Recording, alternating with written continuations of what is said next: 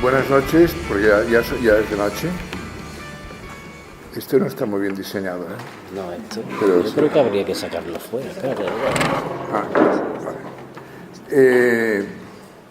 Es que noté que no se oía demasiado bien. No sé si no sé si era una percepción mía o... Yo soy, es verdad, yo me he acercado más por eso. Sí. ¿Oyen bien? ¿Escuchan bien? Sí. Bueno, no lo digo porque es fundamental. Si hablar de comunicación, sí que me oigan, pues no perder el tiempo, ¿no? Sí, yo les voy a hablar durante un rato, voy a más bien divagar, tomando como pie esa referencia que he hecho, que es verdad, que yo di una conferencia en México que se llamaba, hacía 4 años o así, la sociedad de las 6 pantallas, y ahora son más de 6. Cuando esta conferencia era la sociedad de las 6 pantallas, ¿no? Y es verdad que efectivamente hay una paradoja científica. Desde el siglo pasado utilizamos unas palabras vagas, ambiguas, no muy precisas, y hablamos de la iconosfera. Vivimos en una iconosfera, que nos rodeamos de impactos de imágenes, la publicidad, la televisión, el cine, los videoclips, etc. Otro neologismo que también se creó el siglo pasado. Se habla, claro, al principio hablábamos de litografía, luego hablábamos de fotografía, luego de cine, luego de televisión. Y llega un momento que dices, bueno, es que la imagen está en muchos soportes, en muchas ventanas. La palabra técnica se usa muchas ventanas, ¿no? Y entonces hemos inventado unos neologismos, unas expresiones que nos tranquilizan a medias, añado, como vivimos en una iconosfera, bien, vale, o vivimos en un paisaje audiovisual, bueno, vale, como metáforas símiles, vale. Yo lo que les propongo es que efectivamente que es verdad que iconosfera, paisaje audiovisual, indica que hoy día hay muchas ventanas diversas, diferentes, que a veces interactúan entre sí, y vemos películas de cine de ficción en la sala de cine, en el minicine, en el televisor, en la pantalla de internet, el llamado cine en el sofá, que está reemplazando al cine en sala desde hace ya bastantes años. Y esta heterogeneidad de soportes y de ventanas me preocupa, porque justamente lo mete todo en un saco. Cuando las ciencias positivas, y hablo de la física, hablo de la biología, hablo de las ciencias duras, justamente progresan y avanzan discriminando y distinguiendo. Es decir, la física avanza cuando dice una molécula es distinta de un átomo, y la biología avanza cuando dice un virus es distinto de un microbio. En cambio, el concepto de iconosfera o de paisaje audiovisual es integrativo y no selectivo.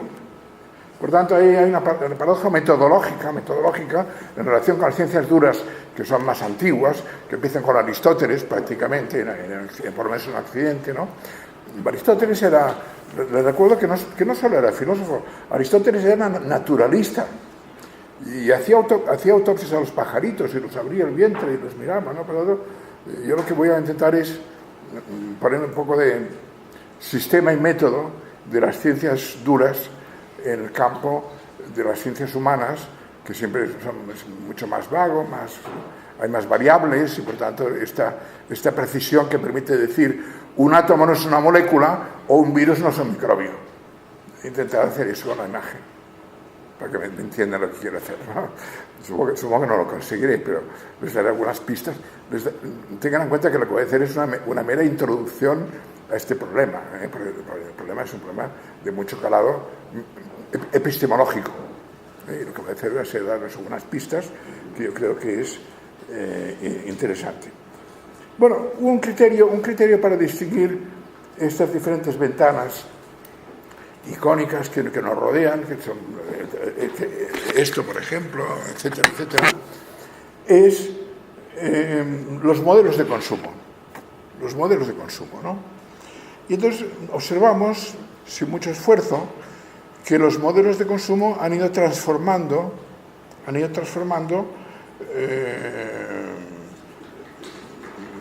con consecuencias imprevistas, como la teoría del caos. La teoría del caos es muy pertinente en este caso, el símil, de forma imprevista los usos de las imágenes.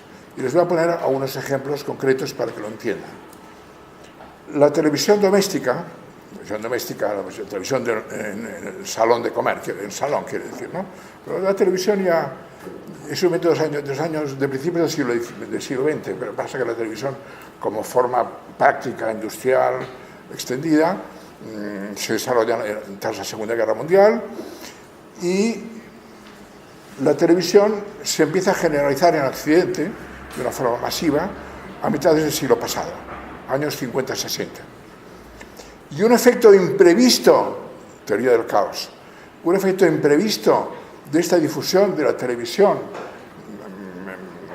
en Occidente, no digo en África, no digo en otros sitios, es que papá y mamá o los abuelos se quedan en casa a ver la televisión. Y el público de cine se transforma, y el público de cine pasa a estar formado mayoritariamente por jóvenes. Y estos jóvenes hacen viable los llamados nuevos cines, llamados Nueva Ola, Free Cinema, Cinema Novo de Brasil. Es decir, el nuevo cine se hace posible por el recambio de públicos que hay en las salas debido a que papá, mamá y los abuelos han quedado aparcados en casa viendo pues las telenovelas venezolanas o brasileiras, etcétera, ¿no? Por tanto, vean que hay siempre efectos de causa-efecto imprevistos, y cada nueva aparición de la imagen modifica el ecosistema icónico e introduce variables. Los nuevos cines, desde Glauber Rocha a Godard, pasando por el Free Cinema británico, es posible por la televisión, porque los públicos conservadores se quedan en casa, el público joven va a los cines y crea el concepto llamado de cine de autor, ligado al arte de ensayo, ligado al cine de Bergman, en fin, ya saben de qué me hablo, el cine highbrow. Porque en los años 40 las películas eran para todo. Casablanca era para todo el mundo, para papá, mamá, los abuelos y los nietos. Hilda era para todo el mundo. Pero a partir de los años 60 hay un cine de autor que se llama Godard, Truffaut, Alain René, Glauber Rocha, etcétera, etcétera. Incluso en España, Carlos Saura, por ejemplo, ¿no? Que es posible. Este es un ejemplo de... Luego, 20 años más, 30 años más tarde, hacia el final del siglo XX, ¿por qué las películas que duraban hora y media, el estándar del cine, hasta 1980 o 90, las películas duran hora y media, ¿por qué ahora duran 3 horas la mayor parte de películas de ficción? ¿Saben por qué? Porque se venden más caras a la televisión. Porque ocupan más tiempo de programación, permiten más inserción publicitaria, y con una película de 3 horas cubres 5 horas o 4 horas y media de programación. Y como se venden más caras a la televisión, que es la principal ventana de exhibición de las películas actualmente, la pantalla televisiva es la principal ventana de exhibición de las películas actualmente, hace que las películas hoy día normalmente tengan unas 3 horas, el doble de lo que tenían hace 30 o 40 años. Por tanto, los efectos imprevistos de las nuevas ventanas de exhibición, ¿no? Las multisalas minicines, desaparecen los palacios, el famoso Palace, que es un invento de los años 20, los grandes cines de lujo, con cortinajes que vosotros jóvenes no habéis visto nunca, que tenían terciopelo en la entrada, y espejos y mármoles, lo habéis visto en fotos, supongo, ¿no? De los famosos palacios, desaparecen, y por razones económicas nace un invento llamado las multisalas minicines. ¿Por qué nace este invento? Porque un solo taquillero, una sola taquillera atiende a 6 salas, un solo proyeccionista atiende a 6 salas, una gran economía, y si una película va muy mal, otra va muy bien de las 6 y compensa la que va mal, la que va bien a la que va mal. Por tanto, el invento de las multisalas minicines es un invento de origen económico para sobrevivir en el nuevo ecosistema audiovisual. Déjeme que añada una crítica, también es verdad. A mí no me importa ver una película de Eric Romer o de Woody Allen en un minicine.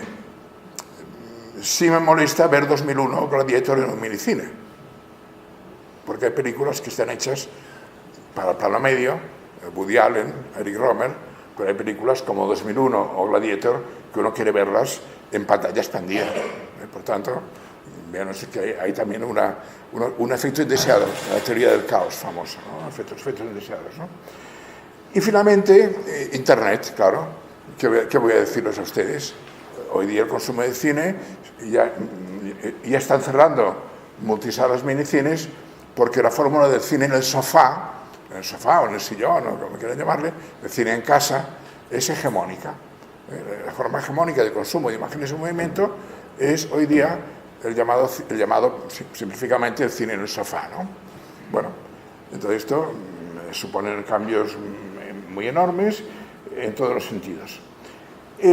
Modelos de producción, también aquí es muy interesante. Sale una novela llamada Harry Potter. Harry Potter se adapta a una película de cine de 2 horas y media. A continuación se vende en soporte DVD para la gente que quiera tener el soporte. A continuación se exhibe en los televisores domésticos y al final genera un videojuego que es donde recauda más dinero. ¿Qué es donde recauda más dinero? En el videojuego. Viceversa, nace en videojuegos una chica llamada Lara Croft y Lara Croft termina en una película encarnada en el cuerpo de Angelina Jolie. ¿Me suena? Por tanto, la intermedialidad, el libro, el DVD, el televisor y el videojuego, y viceversa, la intermedialidad. Es verdad que la intermedialidad tampoco es tan nueva, y déjeme que les cite un caso específico y concreto. La novela Drácula del irlandés Bram Stoker, publicada en Londres en 1897. Novela popularísima, que espero que hayan leído, porque además es muy buena novela, no solo porque es popular, sino porque es muy buena novela. Por cierto, les voy a aclarar un enigma.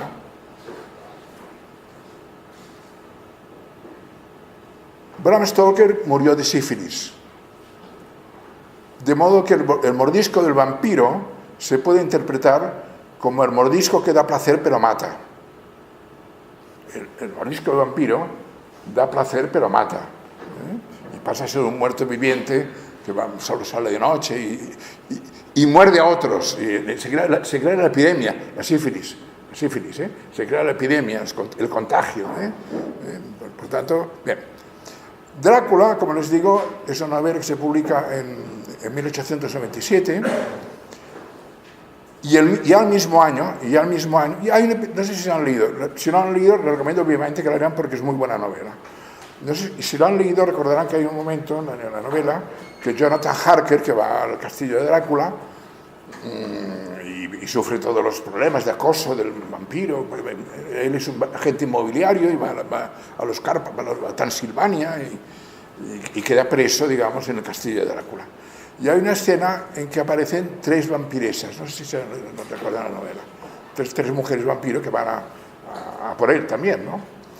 Bueno, pues el mismo año, en 1897, Rudyard Kipling publica un poema que se llama The Vampire, dedicado a la mujer vampiro, la mujer que chupa la sangre del varón, con todas las connotaciones sexuales que tiene chupar la sangre del varón, espero que me entiendan.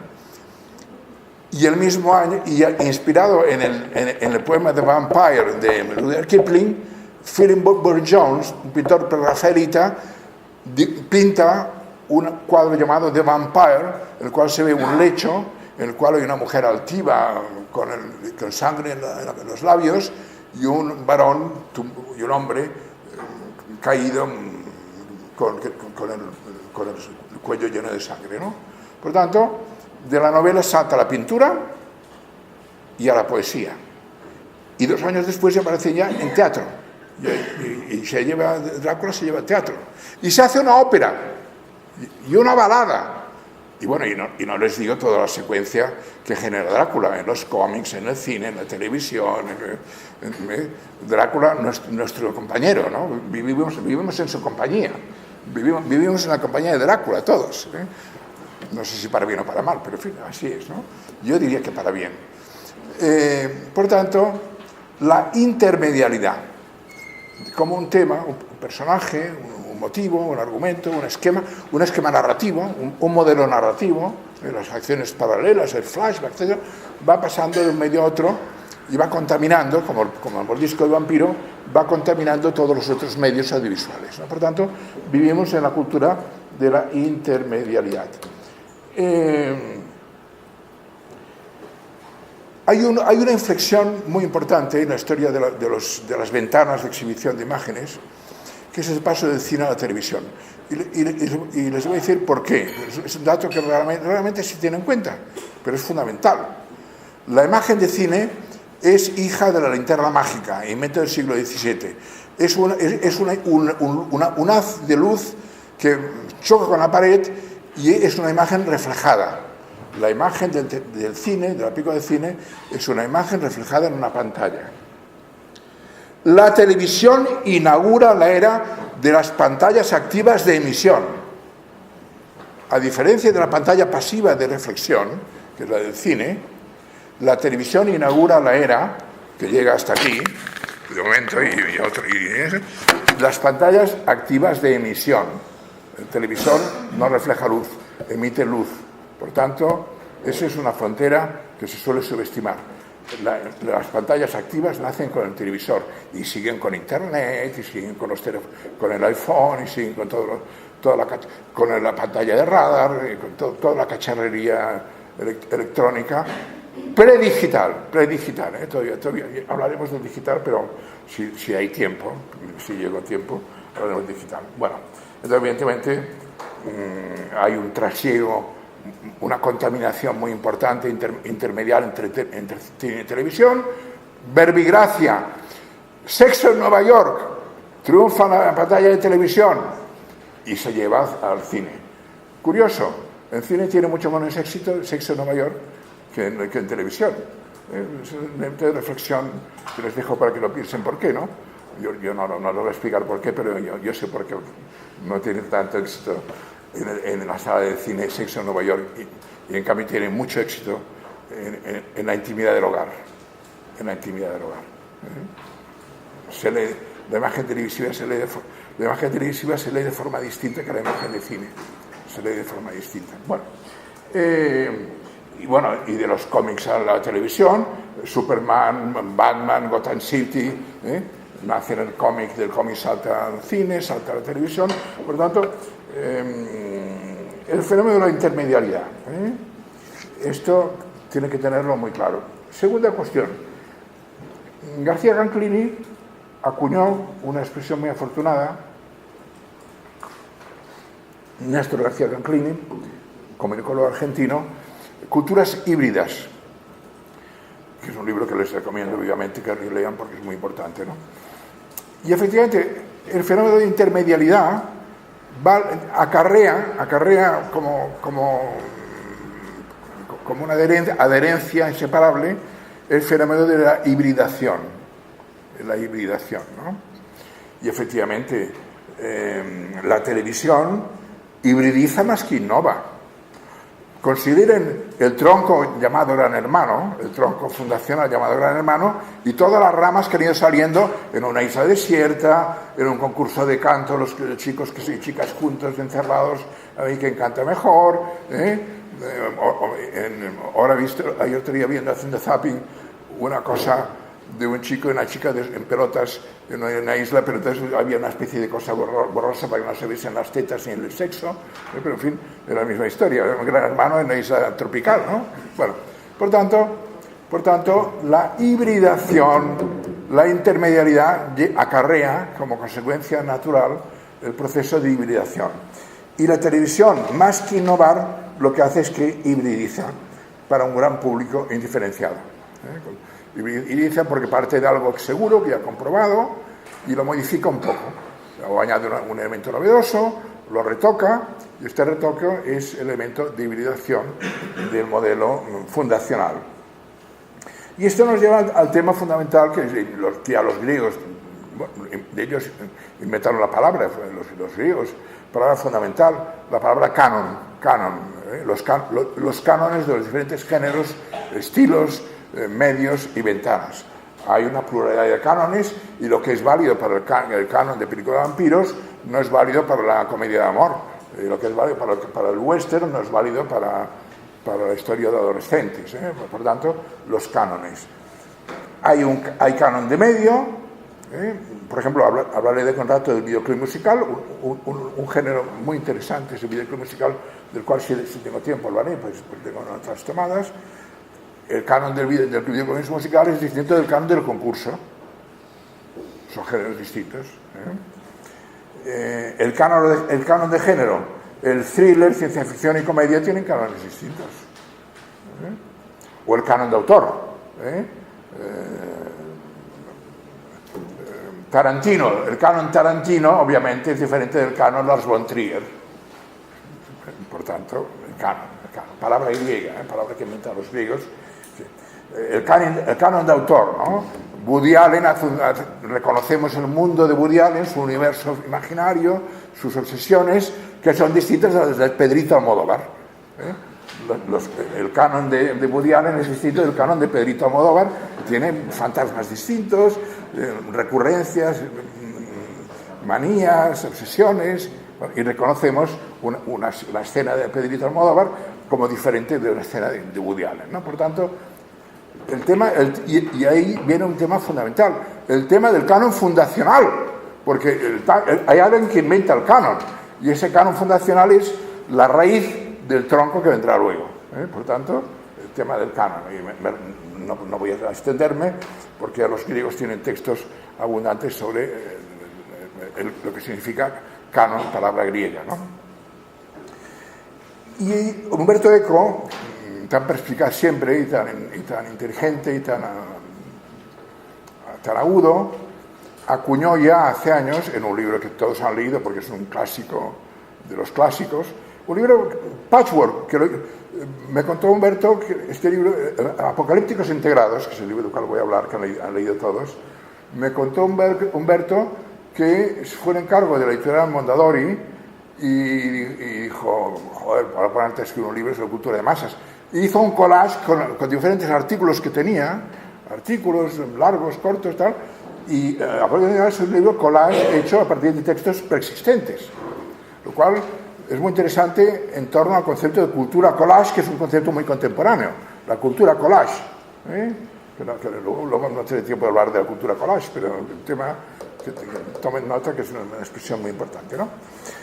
Y en ese libro, en Apocalípticos Integrados, acuña una expresión muy interesante, Humberto, que es la estructura iterativa. Estructura iterativa quiere decir que el adicto a Superman le pide siempre lo mismo. Es decir, que Clark Kent está enamorado de Lois Lane y no le hace puto caso Lois Lane, pero cuando es Superman, Lois Lane está enamorada de Superman y Superman no hace caso de Lois Lane, lo cual perpetúa de forma masoquista una relación amorosa jamás cumplida, hasta que finalmente en el cine, en la segunda entrega de, no sé si fue de Richard Donner, los acostó en el Polo Norte, no sé si han visto la película, se acuestan juntos, él se quita los superpoderes para no destrozar a la pobre chica, la trizas, y se acuestan juntos en el Polo Norte, Clark Kent y Superman y Lois Lane, ¿no?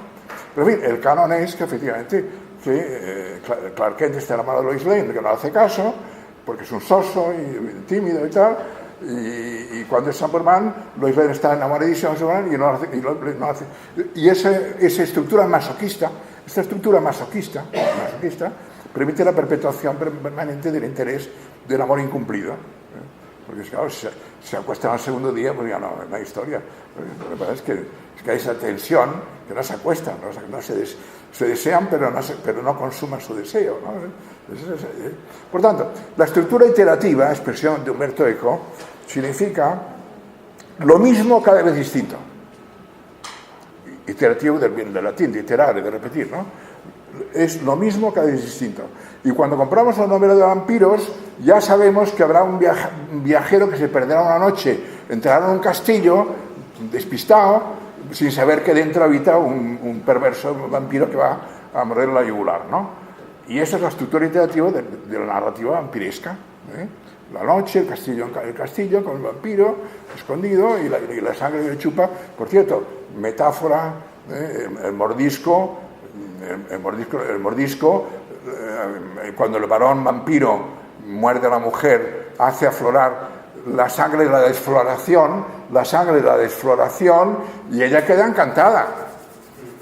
Y cuando el marido pone ajos en la ventana y dice la cierra, tal, ella se levanta y abre la ventana y quita los ajos. ¿Os acordáis que funciona así? Ella quita los ajos y los crucifijos y abre la ventana para que entre el vampiro. O sea que la cosa más clara no puede ser. ¿De qué nos habla? Oiga, les he dicho antes que murió de sífilis Bram Stoker. La sífilis no se coge comiendo bombones. Hasta donde yo sé, la sífilis no se coge comiendo bombones, hasta donde yo sé. Y por tanto, no me van a ser más explícitos. Bien, por lo tanto, la chica queda encantada con un mordisco y va a retirar los ajos y los crucifijos y abre la ventana para que vuelva a morder el vampiro de nuevo, ¿no? Han entendido muy bien el mensaje de la estructura iterativa del vampiro, ¿no? Bueno, entonces, la estructura iterativa es lo mismo cada vez distinto. Es decir, el mismo esquema con ligeras variantes que hacen que no sea idéntico a lo anterior. Es decir, que si leen los cómics del Guerrero de Antifaz o de Superman o de Sherlock Holmes, verán que es lo mismo cada vez distinto.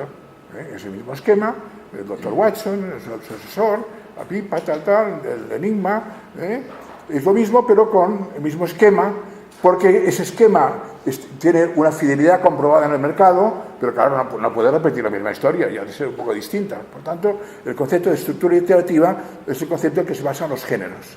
Los llamados géneros narrativos de la ficción están basados en el principio de la estructura iterativa. Lo mismo cada vez distinto. Están los westerns de indios, los westerns de agricultores versus ganaderos, los westerns de expansión hacia California. Hay cánones y subcánones dentro de cada género basados en la estructura iterativa, ¿no? Por tanto, el difícil equilibrio entre redundancia e invención. El difícil equilibrio entre redundancia e invención. Si hay demasiada redundancia, es aburrido. Si hay demasiada invención, se produce un colapso comunicativo. Ya no es lo mío, ya no es lo que yo conozco. Por lo tanto, el equilibrio entre redundancia e invención, entre lo viejo y lo nuevo, entre el modelo y la innovación, ¿no? Es verdad que un exceso de originalidad puede producir una ininteligibilidad o un colapso comunicativo, porque esto ya no es lo que yo estaba acostumbrado.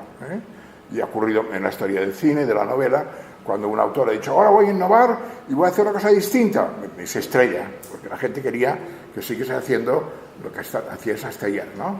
Por tanto, el tema. El equilibrio entre redundancia e innovación. Equilibrio entre redundancia e innovación. Y la pedagogía de la rutina. El concepto de pedagogía de la rutina. La gente pide a los medios aquello que nos han acostumbrado a consumir. La cultura ketchup. A nadie le gusta el ketchup la primera vez que lo toma, ni la cerveza.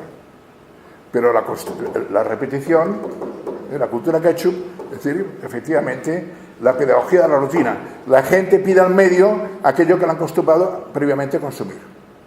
La gente pide al medio aquello que previamente no han acostumbrado a consumir. La cultura ketchup. O la cultura cerveza. O la cultura nicotina. También está en declive, pero en fin, mi generación sabe muy bien de qué les hablo, ¿no? Entonces, el tema de la creación de tendencias, de estilos. Fíjense ustedes que todos los periódicos, todos los diarios, de derechas, de izquierdas, del centro, de franceses, alemanes, tienen una sección desde hace ya unos cuantos años que se llama Tendencias o Estilo. En inglés, Trends. Trending Topics. Trending topics.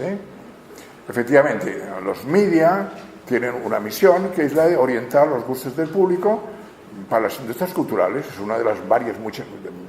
Los medios tienen muchas misiones ideológicas, de cohesión social, etcétera, etcétera, de información, pero también tienen el tema de la cohesión. Y efectivamente, ¿cómo se crean las tendencias? Las tendencias están muy estudiadas por expertos en moda. Es decir, hay una élite, hay una pequeña élite carismática, es decir, mediática, de Hollywood o de Chelsea o de los Campos Elíseos, que lanza una moda. Y esta pequeña élite arrastra, en inglés se llama bandwagon, efecto bandwagon, así se llama en inglés, arrastra, y todas las chicas o chicos del mundo pasan a vestirse como esa pequeña élite que ha ido apareciendo en los periódicos en la sección de estilo o tendencias. Eso se llama efecto bandwagon, de arrastre, ¿no? Y cuando este estilo se ha generalizado y todas las chicas llevan falda corta o falda larga o pantalones o blue jeans o lo que sea, aparece una nueva élite que propone un recambio, porque aquello se ha hecho vulgar. Aquello que fue elitista y minoritario y de moda ha pasado a ser vulgar, generalizado. Y entonces nace una nueva élite que propone otro tipo de modelo que se sigue, ¿no? Por lo tanto, ese es el mecanismo de las modas que está perfectamente estudiado por los expertos en moda y sobre lo cual no me quiero extender, ¿no? Bien, es verdad que la audiencia es una palabra singular para designar a muchos sujetos heterogéneos. Audiencia es una palabra singular para designar a muchos sujetos heterogéneos, ¿no? Bueno, evidentemente les voy a dar unos datos interesantes. Es verdad que hay una segmentación de los públicos y hay una población infantil, hay horario infantil, hay programación femenina, llamada del corazón, mal llamada del corazón, debería llamarse de la bragueta. Lo de Telecinco se le llama del corazón, no sé por qué, hay que llamar de la bragueta, ¿no? Porque se habla de quién se acuesta con quién, es el tema de Telecinco. Siempre, ¿quién se acuesta con quién? Pues al día. Y a Belén Esteban le ha salido un novio, a la Belén Esteban, bueno, pues, o la Pantoja, por lo tanto, la prensa braguetera, mal llamada prensa del corazón, es un trending topic en la televisión, ¿no? Igual que hay la infantil o la adolescente, MTV, luego hablaré de la MTV, de los videoclips, les he dicho, si me da tiempo, o el masculino. Se supone que los programas deportivos son masculinos, digo se supone. Una novedad interesante, antes todos los programas deportivos los presentaban varones. Antes todos los programas masculinos en televisión los presentaban varones. Desde hace 10 años son todo mujeres, se han dado cuenta, ¿no? Los que presentan los programas deportivos. Tomen nota de los efectos subliminal que esto supone. Bien, y luego están las funciones sociales de los medios, que son distintas. Por ejemplo, la radio es un medio no sustitutivo. ¿Qué significa que la radio es un medio no sustitutivo? Bueno, para empezar a deciros que el gran mercado radiofónico mundial hoy día son los automóviles. El mayor mercado mundial en Occidente son los automóviles, ¿no? Y evidentemente uno conduce escuchando noticias o escuchando música. Pero no por escuchar la radio dejamos de comprar periódicos o ver televisión. Por tanto, la radio es un medio no sustitutivo. No sustituye el consumo de prensa y el consumo de televisión. La televisión tiende a ser un medio sustitutivo de otros medios, sobre todo en clases bajas y zonas rurales. La gente se entera solo por lo que dice el telediario. La televisión es mucho más sustitutiva como función social que la radio, que no es sustitutiva. Por lo tanto, vean que los medios tienen funciones diferentes según las audiencias, ¿no? Y luego, en la televisión, concretamente, distinguimos los sociólogos las audiencias incondicionales y las audiencias selectivas. ¿Cuál es la audiencia incondicional? Pues los jubilados, los enfermos, los parados, que se pasan delante del televisor 8, 9, 10 horas, o no se las pasa, pero lo tienen encendido. Y van paseando por la casa, se sientan un rato, viven una hora, luego se van a hacerse un café, vuelven y siguen viendo y tienen 10. Yo cuando vi la primera vez que conocí este fenómeno fue viviendo en Los Ángeles. Lo tenía en la casa que vivía, yo vivía en Hollywood, y tenía en la casa un portero que bajaba a las 9 de la mañana y tenía el televisor puesto. Y llegaba a las 9 de la noche y seguía con el televisor puesto. Y me di cuenta que oía la famosa frase, cuando aparece la radio en la escena americana, es el primer medio que no se controla de forma cuantitativa. De los periódicos sabemos cuántos se compran, pero de la radio no se sabía cuánta gente la oía. Entonces esto crea un problema a los comunicólogos. Hay que averiguar el tamaño de la audiencia, que con los periódicos, los libros es muy fácil, pero no con la radio. Y entonces empezaron a hacer estudios de audiencia. Y la respuesta más frecuente de las amas de casa, porque se hizo las primeras encuestas con amas de casa americanas, la respuesta más frecuente de las amas de casa americanas, cuando digan, ¿usted por qué escucha la radio? ¿Sabéis cuál es la respuesta? Es una voz en el hogar. Es una voz en el hogar. Es una voz en el hogar. Es una compañía virtual. Esa es la respuesta más común que dieron las amas de casa americanas en las primeras encuestas que se hicieron para saber por qué las amas de casa escuchaban la radio. Es una voz en el hogar, es una compañía virtual. Bien, les decía que en televisión hay espectadores incondicionales, que son los enfermos, los jubilados, los parados, y luego están los selectivos. Yo me considero selectivo y solo veo las cosas que me interesan muy específicamente, ¿no? Tomen nota que hace pocos años, hace 5 o 6 años, la audiencia de televisión en España era de 3 horas y media. Hemos subido a más de 4, El paro. Hemos pasado en 5 o 6 años de 3 horas y media de promedio de audiencia, de televisión. 3 horas y media quiere decir que hay gente que está viendo 10 horas para que cuadre con mi hora y media, Para que salgan 3 horas y media, y si yo veo hora y media al día, pues alguien está viendo 8 horas para que cuadre el promedio, ¿no? Por tanto, un índice de la infelicidad española actual por razones económicas es el crecimiento de la audiencia de televisión. Es un índice indirecto del crecimiento de la infelicidad inducida pues, por los recortes salariales, por el paro, etcétera, etcétera. Es el crecimiento del consumo televisivo. Y esto nos lleva al famoso tema que los veteranos, como algunos en esta sala, recuerdan que Abraham Moles llamaba la opulencia comunicacional, ¿no? La famosa, en los años 60 se hablaba del horizonte de la opulencia comunicacional y se celebraba como un gran futuro lleno de plenitud, ¿no? Como el cuerno de la abundancia, ¿no? La opulencia, la expresión no es de Gubern, es de Abraham Moles, la opulencia comunicacional, ¿no? La plenitud, y efectivamente es verdad. Yo recuerdo que estuve en Chicago hace 2 años y tenía en el hotel que tenía, en mi televisor, tenía más de 1000 canales.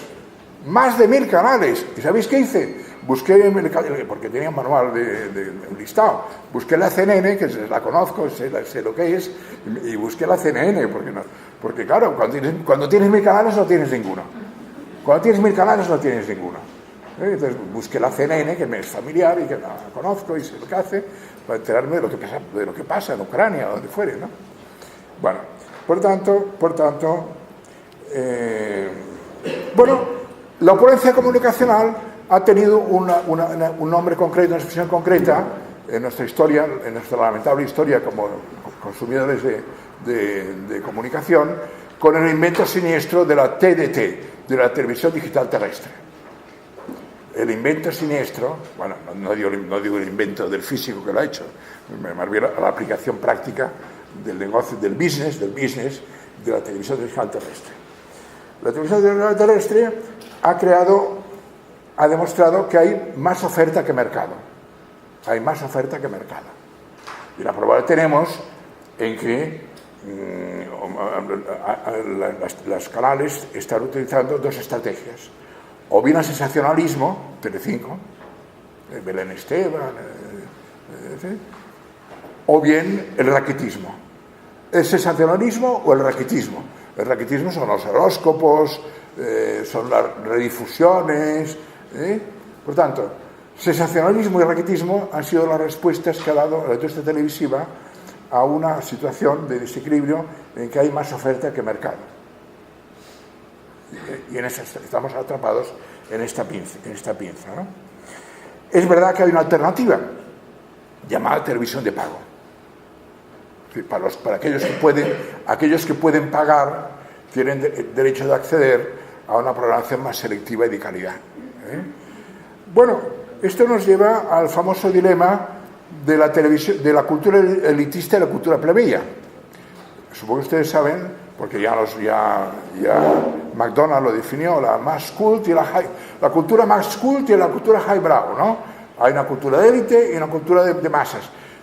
Me diréis, porque en un coloquio me acuerdo que un día hablando de esto me dijo uno: oiga usted, pero a veces nos portamos como elitistas y a veces como plebeyos.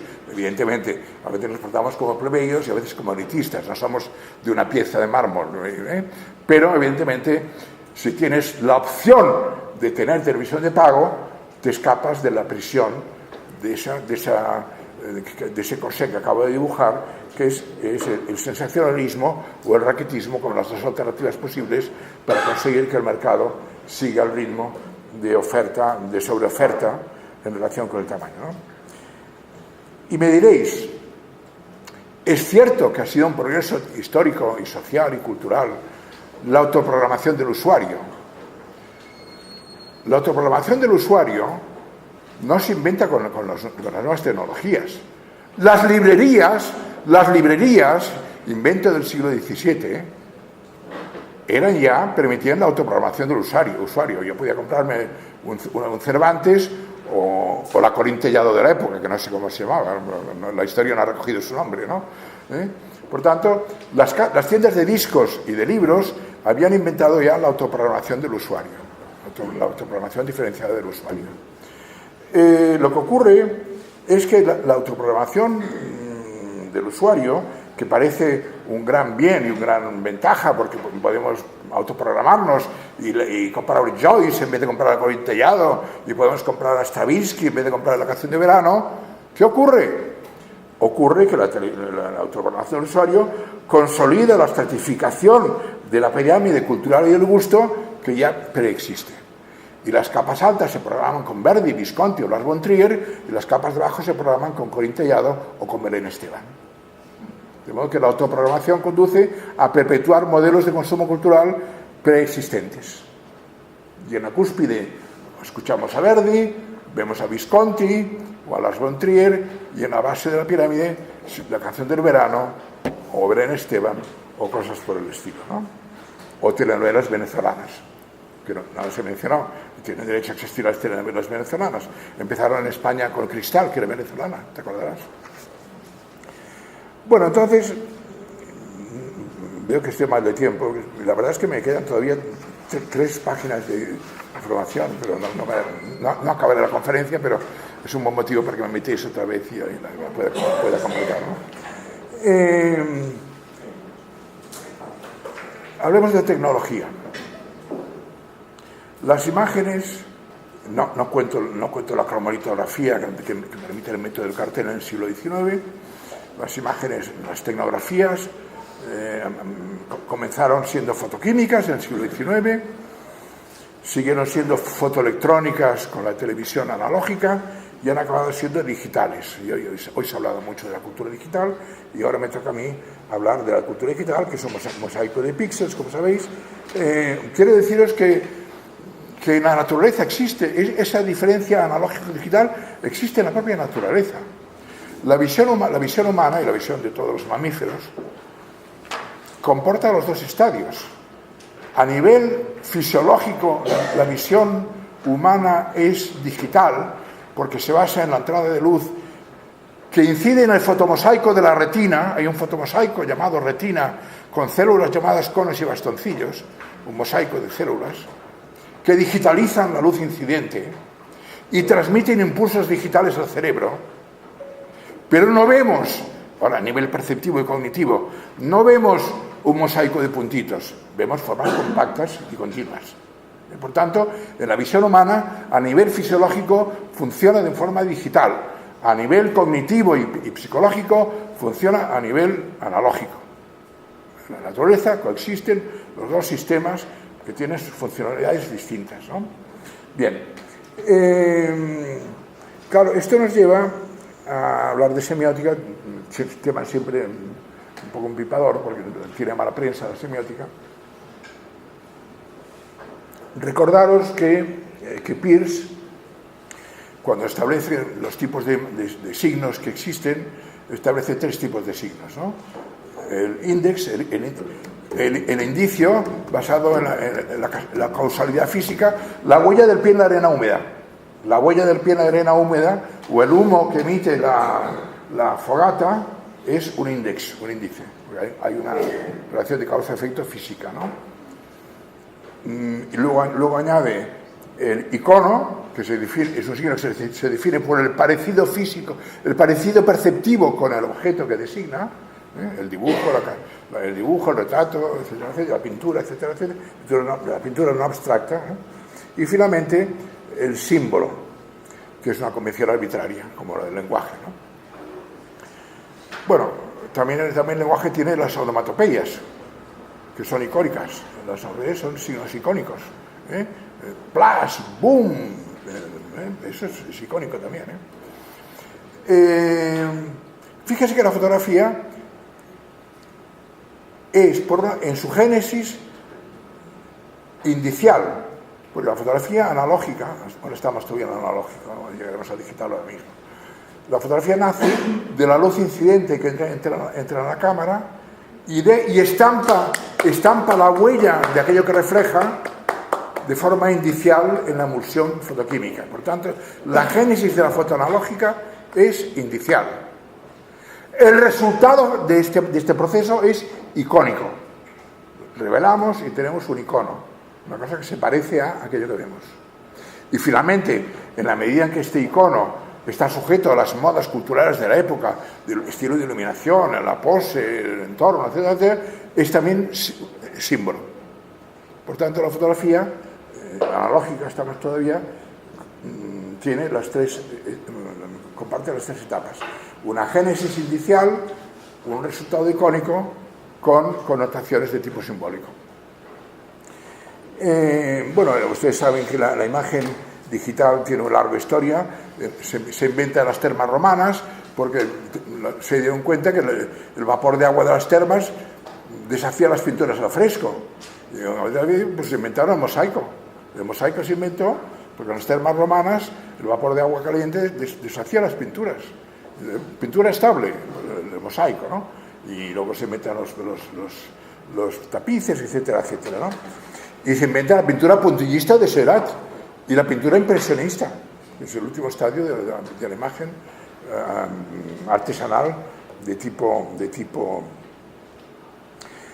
Las imágenes digitales tienen dos funciones: simulaciones del mundo real, la función que los griegos llamaban mimesis, simulación del mundo real, o quimeras o fantasías. Hay una película maravillosa que fue una película fundacional de alguna manera, que fue Parque Jurásico, donde teníamos las dos imágenes: la quimera, los dinosaurios que jamás existieron, salvo la memoria del ordenador, junto con las imágenes indiciales de los actores de carne y hueso cuyo rostro hemos olvidado. Nos acordamos del Tiranosaurio Rex, pero no del actor y la actriz que lo hacían. Yo, por lo menos, yo no me acuerdo, pero me acuerdo del Tiranosaurio Rex, que me daba mucho miedo, ¿no? O bueno, me impresionaba mucho, ¿no? Por tanto, con eso entramos en el campo de la manipulación de las imágenes. Me temo que estoy llegando por el tiempo, me hace llamar la atención. Dejadme ir a la penúltima página, porque si no me quedaré con cosas que son importantes decir en un sitio como este. Videoclips musicales. Llevo rato diciendo que quería hablar de ellos. Bueno, los videoclips musicales es un género adolescente que se inventa en la industria televisiva en los años 60, 60 y 70, y que recupera los estilemas del cine de vanguardia. Es decir, la falta de raccord, la falta de continuidad, el personaje está aquí y allí al mismo tiempo. Aparentemente son películas de vanguardia, pero no cumplen el precepto fundamental del cine de vanguardia, que es lo que los rusos llamaron, Shklovsky concretamente, el efecto de extrañamiento. es el efecto del ojo cortado del perro andaluz. Caray, al contrario, el videoclip musical lo que te intenta es seducir y no repeler, como el ojo cortado del perro andaluz. Por tanto, es justamente lo contrario. Utilizando los métodos propios de la vanguardia, busca resultados que son los opuestos, ¿no? Porque hay ubicuidad, cronologismo, montaje rápido, efectos antinaturalistas. Y Anne Kaplan, una estudiosa americana, compara en un texto suyo famoso, que es Run Around the Clock, el videoclip musical con el cine porno. Tú has hablado antes que eres experto en cine porno. Bueno, lo era antes, yo no lo soy, porque ya no hay cine porno. Los jóvenes narcisistas se ponen...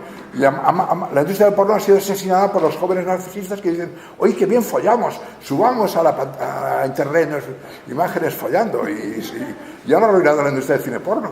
El narcisismo de los jóvenes que se quieren lucir, ¿no? Por tanto, el cine porno, RIP por el cine porno profesional, me refiero. Ahora es amateur actualmente, ¿no? Bueno, pues Anne Kaplan, en un libro ya antiguo, comparaba al videoclip musical con el cine porno, en el sentido que decía: es un género que está basado en el movimiento rítmico de los cuerpos, y en la creación de una ansiedad expectante por parte del espectador, que solo se saciará con el objeto de deseo, con el objeto de deseo. Por tanto, me habéis entendido perfectamente la analogía que Anne Kaplan traza en su libro, ¿no? Y quería hablar de la aldea global. La aldea global es un término que acuña McLuhan en los años 60, basado en los satélites de comunicaciones. Cuando McLuhan inventa el concepto de aldea global, no ha nacido la cultura digital ni ha nacido Internet, sino que él utiliza el concepto de los satélites de comunicaciones. Lo que ocurre es que no se le ocurre decir algo tan fundamental, que en ese aldea global hay un norte y un sur, y hay unos inforricos y unos infopobres, y los infopobres son cada vez más infopobres. Cuando veis las tasas de conexión a la red en Haití, en Bolivia o en Níger, evidentemente no son las propias que tenemos en Francia o en Alemania, ¿no? Por tanto, y hoy se ha hablado de las redes sociales y el mundo árabe. Dejadme con eso, y con eso acabaré, porque es que, si no estaría hablando mucho rato. El fenómeno árabe ha sido muy interesante, porque los jóvenes informatizados, mediante redes sociales, se movilizaban en la Plaza Tahrir y en Túnez y en Libia y tumbaron regímenes. Pero a la hora de votar, votaron todos, no solo los inforricos de Egipto y de Túnez, sino también las masas analfabetas del mundo campestre, de los barrios de las ciudades, los infopobres del mundo. ¿Y a qué votaron? Votaron partidos islamistas. En Túnez, en Egipto, en Libia y en todas partes. En el telediario veíamos a los inforricos jóvenes que se mandaban mensajes y tumbaban regímenes, pero a la hora de votar, votaban todos, incluyendo los infopobres. Los campesinos, las campesinas, las mujeres analfabetas que no les dejan leer, como en Afganistán, etcétera, etcétera. Y naturalmente la votación, el resultado era que salía un partido islamista, como ha ocurrido en todos los casos, ¿no? Por tanto, esto nos llevaría a hablar del cine de la globalización, pero sería ya un tema y hablar de global y local, que es todo un tema.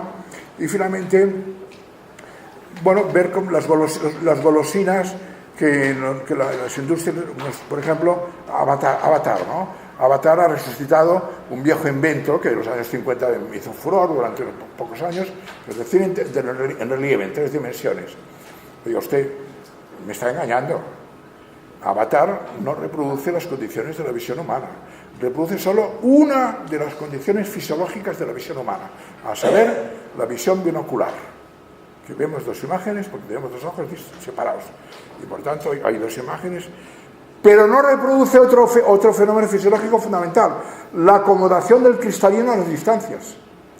La acomodación del cristalino a las distancias, porque la pantalla está siempre a la misma distancia. El holograma, que es una escultura de luz, sí reproduce la disparidad retiniana y la acomodación del cristalino a las distancias.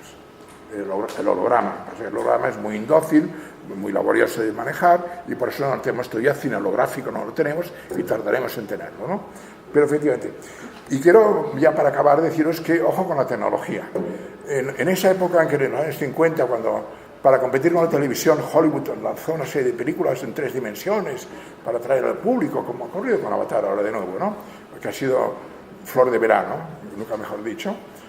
En los años 50, un productor americano que tenía por cierto, tenía también Mike Todd, tenía casa en España,